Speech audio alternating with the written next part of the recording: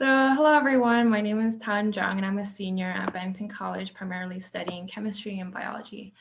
And for this year's field term, I was very fortunate to participate in the Food Security and Population Health Fellowship for the second time.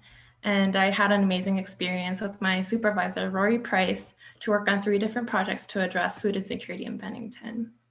And so just to give you a brief overview of what food insecurity looks like in our community.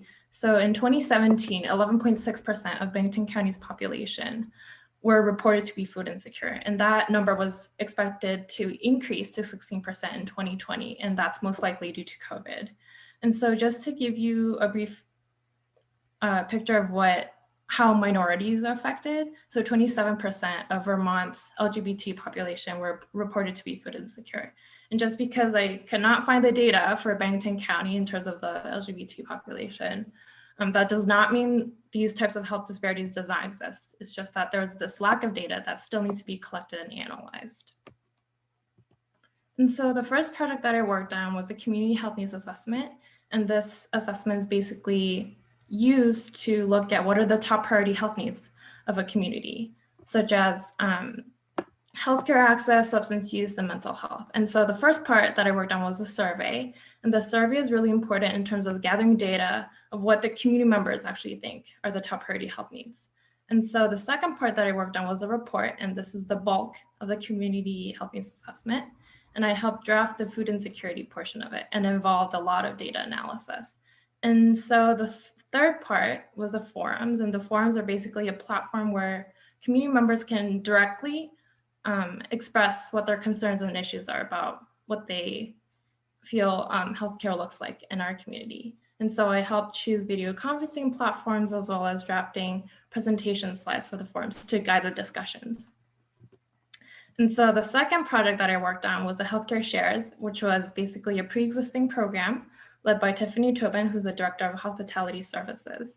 And this program basically helped patients from cardiac and pulmonary rehab, as well as children from WIC, by providing fresh produce from Clearbrook Farms. However, it was currently put on hiatus due to COVID. So my job was to propose to restart this program by introducing 3 different food distribution models that were COVID safe. And so the current status of this program is that we're waiting for approval from Tiffany. And once that is approved, we are looking to research and apply to grants.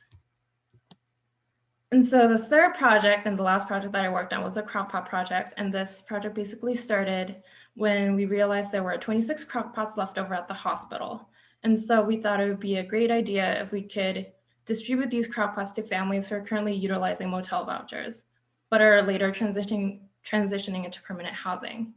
And so instead of directly giving these crock pots to families, we actually had to make it into an external donation to BROC, which is a separate organization, because we couldn't incentivize these families into utilizing SVMC services, because we don't want to bribe people. So we had to make it into a donation.